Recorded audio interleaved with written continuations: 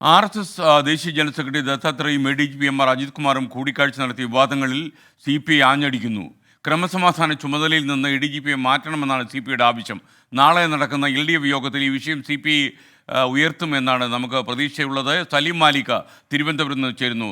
Saleem Malik, good morning. യഥാർത്ഥത്തിൽ ബിനോയ് വിശ്വം ഉൾപ്പെടെയുള്ള ആളുകൾ വളരെ കടുത്ത നിലപാടുമായി രംഗത്ത് വന്നു കഴിഞ്ഞു. എന്നാൽ എൽ.ഡി.എഫിൻ്റെ മറ്റ് ഘടകകക്ഷികളുടെ നിലപാട് ഇതുമായി ചേർന്ന് പോകുന്നോ?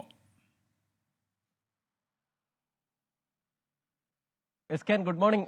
ഈ ആർ എസ് എസിന്റെ പ്രധാനപ്പെട്ട നേതാക്കളുടെയും ഒപ്പം തന്നെ എ.ഡി.ജി.പി എം.ആർ. അജിത് കുമാറിന്റെയും കൂടിക്കാഴ്ച അതൊരു രാഷ്ട്രീയ ബോംബായി മാറുന്നു. അത് കേരളത്തിൽ പ്രതിപക്ഷത്തിന് മാത്രമുള്ള രാഷ്ട്രീയ വിഷയമല്ല, അതിനപ്പുറത്തേക്ക് എൽ.ഡി.എഫിലും വലിയ ചർച്ചകൾക്ക് വഴിവെക്കുന്നു എന്നുള്ളതാണ് പ്രധാനപ്പെട്ട കാര്യം. മാത്രമല്ല, നാളെ എൽ.ഡി.എഫ് യോഗം ചേരാനിരിക്കെ സി.പി.ഐ.എം കൂടുതൽ വിഷയത്തിൽ ഒറ്റപ്പെടും എന്നുള്ളതാണ് നമ്മൾ മനസ്സിലാക്കുന്നത്. നാളത്തെ എൽ.ഡി.എഫ് യോഗത്തിൽ ശക്തമായ നിലപാടെടുക്കാനാണ് സി.പി.ഐ.എം, കേരള കോൺഗ്രസ് എമ്മിന്റെയും ഉൾപ്പെടെയുള്ള തീരുമാനം. കാരണം ഈ നിലയിൽ വലിയ ഡാമേജ് മുന്നണിക്കാകെ ഉണ്ടായിട്ടുണ്ട് ഈ വിവാദം. അതുകൊണ്ട് തന്നെ എം.ആർ. അജിത് കുമാറിനെ ക്രമസമാധാന ചുമതലയിൽ നിലനിർത്തിക്കൊണ്ടുള്ള ഒരു അന്വേഷണം അത് പ്രഹസനമാണ് എന്നുള്ളതാണ് സി.പി.ഐയുടെ നിലപാട്. അതുകൊണ്ട് തന്നെ ചുമതലകളിൽ നിന്ന് എം.ആർ. അജിത് കുമാറിനെ മാറ്റുകയും ഒപ്പം തന്നെ ആ വിഷയത്തിൽ എന്തെങ്കിലും പാകപ്പിഴകൾ ഉണ്ടെങ്കിൽ അതിൽ നടപടിയെടുക്കുകയും വേണമെന്നുള്ളതാണ് സി.പി.ഐയുടെ ആവശ്യം.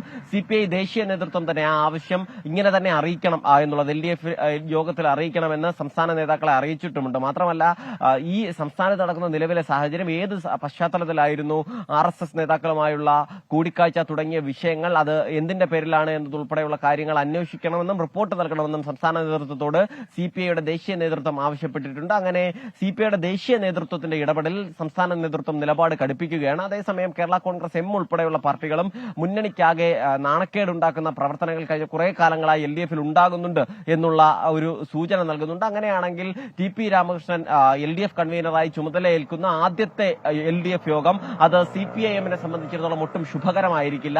ഈ മുന്നണിയിലെ മറ്റ് പ്രധാനപ്പെട്ട പാർട്ടികളുടെ എല്ലാം ചോദ്യങ്ങൾക്ക് സി.പി.ഐ.എം മറുപടി പറയേണ്ട സാഹചര്യം ഉണ്ടാകും. എന്ത് നടപടി സ്വീകരിച്ചു എന്ന് മറുപടി പറയേണ്ട സാഹചര്യം ഉണ്ടാകും. അതല്ല, ഇനി ഒരു നടപടിയും സ്വീകരിച്ചിട്ടില്ലെങ്കിൽ നടപടിയെടുക്കാൻ നിർബന്ധിതമാകുന്ന സാഹചര്യവും ഉണ്ടാകുന്ന നിലയിലാണ് വാർത്തകൾ പുറത്തുവരുന്നത്.